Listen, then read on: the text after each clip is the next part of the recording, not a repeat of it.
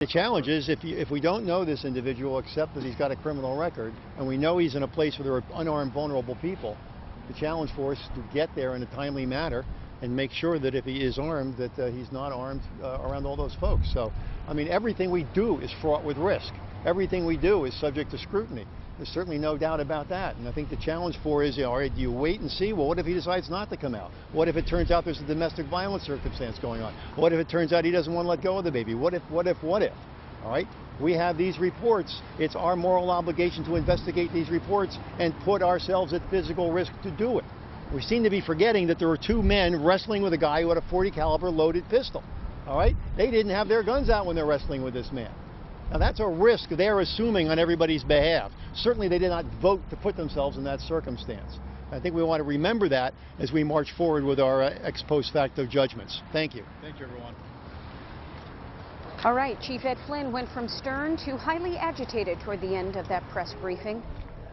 With circumstances like this, normally we'd be praising a police officer for an effective use of 2 bullets right in the arm of a suspect that forced that suspect to drop his weapon. The challenge here is that this occurred near the neonatal unit on the 7th floor of Children's Hospital. And some parents are now communicating to CBS 58 News that they are very concerned and upset that there would be any attempt to bring a man who police now acknowledge they believe was armed, and to bring that individual into custody with children and patients and medical professionals around. But you heard Chief Flynn very clear there. If they had not acted, what if a domestic situation had erupted on this 7th floor? This could be a far more tragic story. What we have right now is a 22-year-old suspect with a lengthy criminal history, according to Milwaukee PD, now undergoing surgery for non-life-threatening injuries. Questions now whether the radio system, something called Open Sky, was working correctly and brought all the different law enforcement agencies into the loop on this. Apparently, Wauwatosa PD, Milwaukee County Sheriff's Department, did not know that Milwaukee police were going to this hospital to try and bring this subject into custody. This will all be the subject of an examination. Witnesses are critical in this case, and in fact, we have a first-hand account from a father who has an endangered baby on that 7th floor. Let's listen to what he thought about what happened today. When I got out into the hallway going into the front desk area, there was cops everywhere. The cops did not surround me at all. They just want to know who I was and how I got up there on the floor. And I told them flat out that my son's up here on the 7th floor. He needed to be protected, and I don't think the cops were doing a very good job to protecting him, so I had to do it myself. What did you think about the fact that it looked like these police officers were there to serve a warrant to a man for felony possession of a firearm?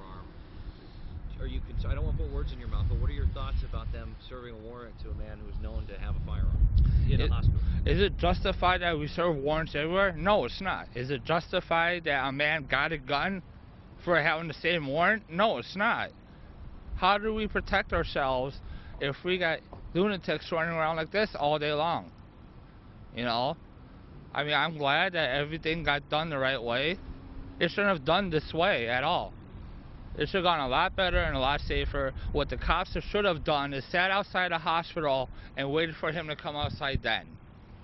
Not in a intensive, or not in a neo-care unit? Or no, no. The cops should have sat outside a hospital, said, okay, we're here with a warrant for your arrest, come with us.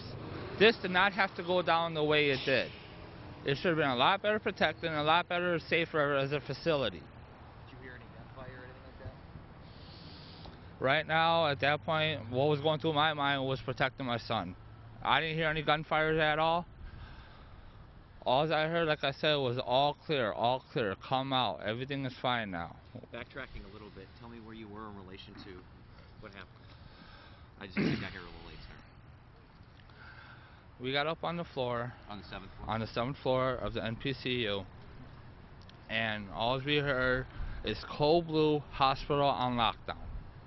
Code Blue what? Hospital on lockdown. So tell me what, so you hear that, you don't know what's going on? No, we don't. I start getting flustered, I start getting irate and very irritated. I go out to the nurse's desk, I say, okay, what's going on? And they said, there's a man in the hospital with a weapon. Prepare yourself to go hide. Okay? When I got up there, I was looking around and I didn't see nobody coming around the corner at all.